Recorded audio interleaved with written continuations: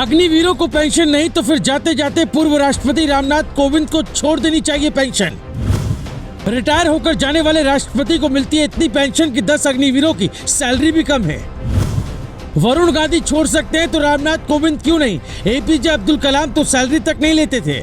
हम आपको ये बताएं कि राष्ट्रपति को रिटायर होने के बाद कितनी पेंशन, कितने सुरक्षाकर्मी और कैसा बंगला मिलेगा। उससे पहले यही कहेंगे कि इस वीडियो को इतना शेयर करिए कि पूर्व राष्ट्रपति रामनाथ कोविंद तक पहुंच जाए। जब वो खुद पेंशन छोड़ेंगे तो मोदी सरकार पर दबाव बनेगा।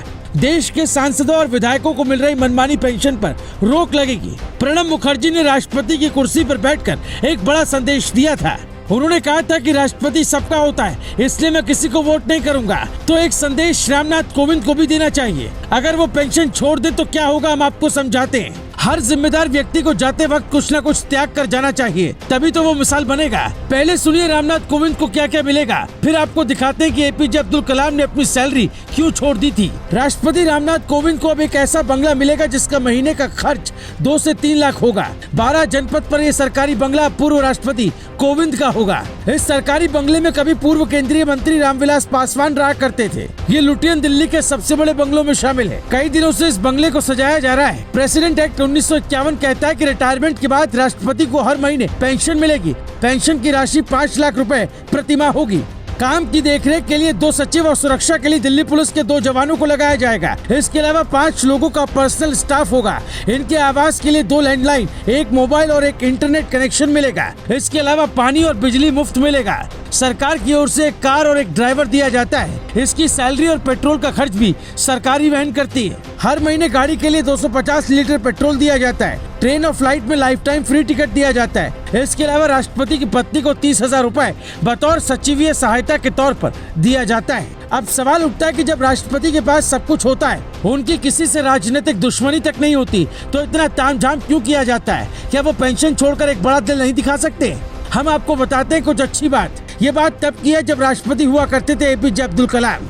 डॉक्टर कलाम ने कभी अपने या परिवार के लिए कुछ बचाकर नहीं रखा। एक बार परिवार राष्ट्रपति भवन में आया, कुछ दिनों तक रुका तो सरकार को 3,51,000 का चेक काट कर दे दिया था। राष्ट्रपति पद पर रहते ही उन्होंने अपनी सारी जमा पूंजी और सैलरी तक एक ट्रस्ट के नाम कर दी थी।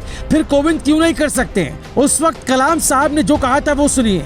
मैं देश का राष्ट्रपति बन गया हूँ, इसलिए जब तक जिंदा रहूंगा सरकार मेरा ध्यान आगे भी रखेगी ही। तो फिर मुझे तनख्वाह और जमा पूंजी बचाने की क्या जरूरत? डॉक्टर कलाम को अपने बड़े भाई एपीजे मुत्थु मराईकयार से बहुत प्यार था, लेकिन उन्होंने कभी उन्हें अपने साथ राष्ट्रपति भवन में रहने के लिए नहीं कहा। उनके भाई का पोता गुलाम मोइनुद्दीन उस समय दिल्ली में काम कर रहा था जब कलाम भारत के राष्ट्रपति थे, लेकिन वो तब भी मुनीरका में किराए के कमरे में रहा करते थे। जब कलाम जैसे महान इंसान ऐसा कर सकते हैं तो कोविंद को भी करना चाहिए।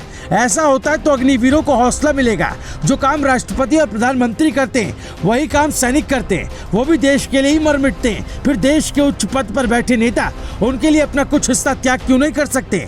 रेल मंत्रालय ने वरिष्ठ नागरिक मान्यता प्राप्त पत्रकार, युवा किसान, दूधिए, saint John ambulance brigade, Bharat Seva Dal, research scholars, पदक विजेता शिक्षक, Sarvodaya Samaj, scout guide, war widow, artist और खिलाड़ियों सहित 30 से ज्यादा कैटेगरी के लोगों को टिकटों पर मिलने वाली 30% की छूट बंद कर दी है। फिर रामनाथ कोविंद को क्यों नहीं ये सारी सुविधाएं छोड़ देनी चाहिए? प्रधानमंत्री की अपील पर पिछले साल तक देश भर में 1 करोड़ से ज्यादा घरेलू रसोई गैस उपभोक्ताओं की सब्सिडी छोड़ दी थी। हालांकि गैस सिलेंडर के दाम बढ़ने के कारण 1.25 लाख लोग वापस सब्सिडी लेने लगे। इसके विपरीत ज्यादातर सांसद और विधायकों ने गैस पर अपनी सब्सिडी नहीं छोड़ी है। हमारे कहने का मतलब ये है कि देश में एक जैसी व्यवस्था होनी चाहिए। 30,000 महीने की नौकरी करने वाला सैनिक भी उतना ही जरूरी है जितना देश के राष्ट्रपति या प्रधानमंत्री होते हैं। इस जरूरी रिपोर्ट पर आप अपनी राय जरूर रखिएगा।